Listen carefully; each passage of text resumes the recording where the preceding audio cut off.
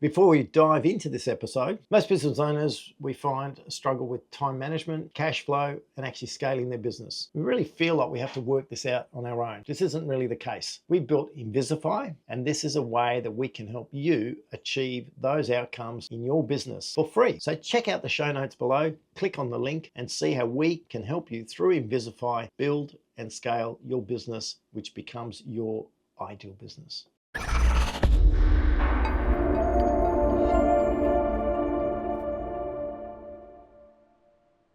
Hi, it's Paul Antonelli here. Welcome to another episode of the Ideal Business podcast. A lot of the things that I've talked about in this podcast have been about people who've been in business, are in business, and some of the challenges as a business owner, and how do you sort of evolve your business from where it is now to make it your ideal business, even though you might have been in the business for 5 or 10 years. But I've had a lot of conversations in the last couple of months with people who are starting a business or thinking about going into business, and I thought I'd share some information and some insights as to where do you start? I had a session in the Philippines not long ago with a lot of young people who were looking at getting into business. A lot of them just started their business. There are lots of questions around that process.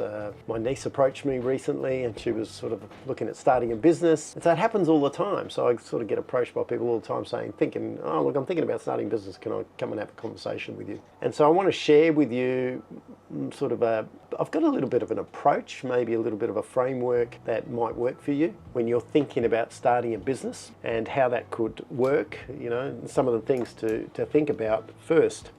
So look, often what happens is people talk to me and they say, look, I'm looking at starting a business. Okay, oh, fantastic. And they've always got a business in mind. Typically they've got, I'm going to get into this business, this type of business. I'm going to start a landscaping business, or I'm going to, start a business that might be a cleaning business, might be any type of business. And I guess what happens is it's, where do you get an idea for a type of business? Unless it's something, new, innovative, normally it's something that you've got a friend, someone recommended it to you, you've been doing some research, and you sort of decided this sounds like a good business. It could really work in well with what I want to achieve. The challenge at that point, right at the beginning, when you're looking at doing that, is that you typically don't know much about that type of business. And so, so there's a lot of unknowns relating to that type of business. Unless you've been worked in that business before, not necessarily your own business, then you have some more information relating to it. Outside of it, just sounds like a great idea. Someone recommended I should try that. I've been doing research in this area. It's quite challenging to actually work out, is it really the right business for you? Because there's two things to consider when you're looking at starting a business. One thing is the business itself, but actually more importantly, and this is sort of the idea that I share with people that look in starting businesses, why do you want to go into business? What is the driver? Why do you actually want to go into business? And this is really the perfect place to start. And it might sound really obvious, because you might be thinking right now going, well, it's obvious why people want to go into business. They want to go into business, they want to make more money, they want better control over their time, they don't like working for someone else. There's a list of standard reasons, right? But actually, that's not specific enough. And if you make an assumption that you just start a business and then you make money, starting to make money, then it'll be really sweet and you'll really be enjoying it. That's just not true, because all you have to do is look around at people who have started businesses, are making good money, and whether they're having a really fun time, they've got a fulfilling life, they're getting to do all the things they want. More often than not, that's not the case. That's been my experience. So you're in a great space and you've got a great opportunity to frame up or think about the business that you're going to go into with a clear picture, an absolute crystal clear picture of what it needs to look like and how it needs to unfold so that it works for you. But it always begins with the end in mind. It always begins as to the outcomes and your very specific whys about wanting to start a business. So that's probably the first place to start. We've got a process, and I always, when I talk to people about this, I'd always recommend they create an ideal scene, which is what their life would look like. We've got a whole bunch of training on that. You'll find it in the book, How to Build Your Own Ideal Scene. It's in essence what it is. It's a bit of a fast forward to 3, 4, 5, 6 years, and you started this business. What do you want your life to look like? The beautiful thing about this type of process is that it's not dependent on a specific business. So you're not looking at it, if I started this, it's really independent. You might be talking about saying, oh, you've been running a business for the last 5 years and it's a business you love, but you're not looking at creating that scene for your life based on a particular business. So forget about the type of business. That's not really that important. That's not the greatest place to start, even though that's where everyone suggests you start. What I would really suggest is you start with a very clear picture as to your personal why and what you want your scene to look like in the future, 3, 4, 5, 6 years down the path. And the more specific you can be with that, the more valuable and the more useful it will be for you to work out if the business you're looking at is actually a great fit. The concept to understand is that there are good businesses, there are bad businesses,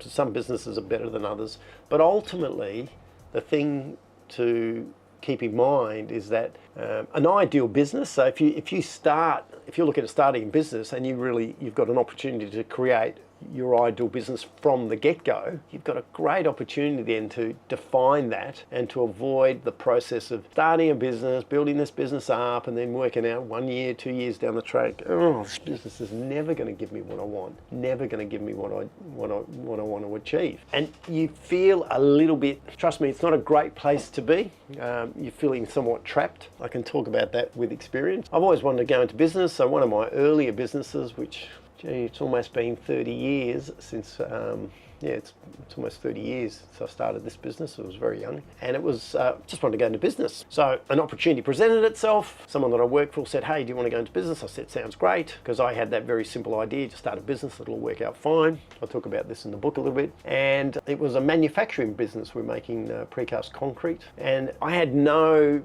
idea about what I wanted to get out of the business, what I wanted my life to look like. I was just busy, lots of things, and I thought, yeah, this sounds like a great business.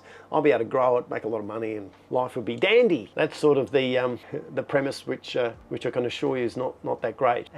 So we grew this business. I did it with a friend of mine at that time, and I met him in the army, and we just kicked off on this crazy journey for this business. And it was a crazy journey. It was an area that I was actually the MD of this business. I was running it. It was quite a large business involved in construction and manufacturing. If you want a trial by fire in business, this is the perfect business. Everything you can contend with, everything that you that you think would be a nightmare in a business, this type of business has it. Poor cash flow. You're dealing with unions, clients that aren't necessarily always ethical. Lots of materials. High rents, variable costs, tight margin, and all that sort of stuff. Obviously I didn't know that at that point in time. So the story about that business is that we grew it from a small business with one location to 4 years later, it was a business that had a construction arm. We had, I think it was 3 manufacturing locations. The business was turning over, with all the different work that we were doing, around 13-14 million a year from a standing start. We had over 100 employees across all the different businesses. But it was just a nightmare. It felt like going to war every day. And I remember towards the end of this business, and this was one of the businesses that imploded in a spectacular way. There's a whole story behind why that happened. But I remember before that had happened, I just couldn't actually work out or understand why I was in this business. I just was scratching my head. The only thing that gave me any sanity was the fact that it's got to change, it's got to get better, it's got to change. I have 2 daughters, and they were very young at that stage. I never got to saw them. I was working 60, 70 hours a week. It felt like going to war every day. And it came to this it was a spectacular failure, and it ended, and we ended up with pretty much nothing, lost everything through that process. And I sort of really reflected on that as a journey and realised that I never really asked myself the question, Why did I go into business? Why did I start that business? I just had that simple idea that you start a business, it'll all take care of itself. Just don't do that. Doesn't matter how great a business sounds, just don't do that. What you really want to do is be very clear about wanting to go into business. Why do you want to go into business? What do you want to get out of the business? And you want to create this scene for yourself as to, if it all went beautifully well, what would your life look like? Because not only is it the type of business or the business path that you choose, but it's also what this will inform you and provide guidance for you is how you go about building that business. Because as you know, you can build a business 10 different ways. You know, you could do it doing one way, you could do it like this, you could do it like that. The right way to build any business is the one that is the best fit for you and what it is that you want to achieve. That's the right way. And so, but to do that, to work out the right way, and if it's a fit, then you have to have that defined. And so it's critical, you know, and it was a very painful process. And obviously after a failure like that, I went through lots of reflection, looking at what we did, what we didn't do well. But I started to really understand that just getting into a business, because it sounds like I've got ideas, not fantastic, because I could never, it was at one point in time before I couldn't actually see at all how this business was going to meet what I wanted to achieve. You know, I just couldn't see it. And the simple idea was I would just make enough money, and at some stage I'd sell it, or I'd be making enough money that I would be able to deal with everything later, which obviously didn't happen because it just doesn't play out like that. So that's what I would highly recommend, is where if you're thinking about starting a business, start with the end game in mind for yourself personally. What do you want your life to look like? It's really about creating that ideal scene. What I want to do is just share a little bit more information about Invizifi, which I mentioned at the start of this podcast. As you know, this podcast is all about helping people build their ideal business. Now, if you want a structured plan and a process to do that, then you really need to check out Invizifi. Invizifi provides the end-to-end solution for someone to build, operate, and actually be able to extract from their business. And how does it do that? Well, it has a whole range of different components. Firstly, it's a philosophy and a strategy. Getting the philosophy and the strategy right at the beginning, and that really focuses on why are you in business? What sort of life do you want to achieve? What's your ideal life look like? This is the absolute start point, and we call that the foundations. From there, we've got detailed training in every part of the business, not just training, but actually the tools, the framework, and the checklists so that you can apply the training in a practical sense. So you can actually implement and have it make a difference to the way that you structure your business. What I've found over the years is there's lots of training and information on what you should do, but how you go about doing it is what's lacking. And that's what we really wanted to identify and create, was the how. So check out Invizifi. If you're enjoying the podcast, you can find out how to apply this approach to you, your business, which will help you move towards an ideal life through creating an ideal business. Check out the link in the show notes. And the best part is it's free to get going and check out what's on offer. Do it today. I've also got, out of that implosion of that first business, we developed a bit of a format called the Rate a Business format. Once again, it's in the book. There's lots of details around it, and it's a great format. Basically, it's a checklist of how you rate any business opportunity. You might have 20 or 30 items. You put a score of 1 next to each item if it matches, and then you end up with a score. And we sort of worked out that particular business. We'd made this list up. The way we could make that list up, if you go into the book and have a look, you'll see the type of points we made, that checklist that any business needed to have for us to, and most of it was opposite to that type of business. For that point, that business scored less than 30%, where my next major business, and when I looked at businesses like Invizifi, for example, which, you know, when you run that through the score, it scores 87%. So it enabled me to learn from having businesses that weren't ideal, but then working out what that needed to look like. And so the Rate a Business format and creating your own scene gives you a framework to be able to determine if something's a fit for you. Because as you know, there's three different ways that you can get into business. You can either start your own business from scratch, which is one way to go. Don't need a lot, you know, you can just come up with an idea one day and start within the week or get it going. The second one is buy an existing business. That's something that you can do. And the third option is you buy a franchise or a systemized business. So depending on your situation, and if you've got capital, you know, it's really good to sort of understand which of those lines is the best fit for you.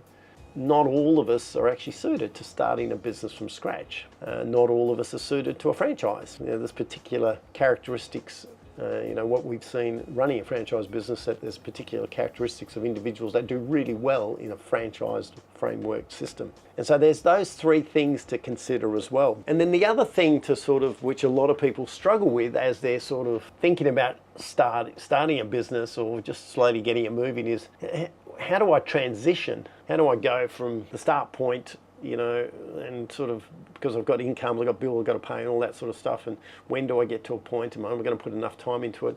And so that's pretty important to sort of map out. But you want to be highly motivated, and you want to make sure that the business that you're looking at is actually the right business for you and is on the right path, because there's no easy business. You can be so much more motivated, and you're really happy to put in the effort that it takes if you know that a particular business path that you've chosen, it will deliver you what you want in time. And the thing to keep in mind when you're looking at starting a business, I know this sounds ridiculous, but I was talking to young people and they're in their late 20s or early 30s, that's young by my standards. And I always feel like they're running out of time. I hear that all the time. Oh, I've left it too late, I'm running out of time. And so there's this urgency to get into business. I've got this idea and I've got to make it happen, or I've got to get into it. So one of the things that I'd really recommend is that, the fact is you're not running out of time at that age. You've got plenty of time.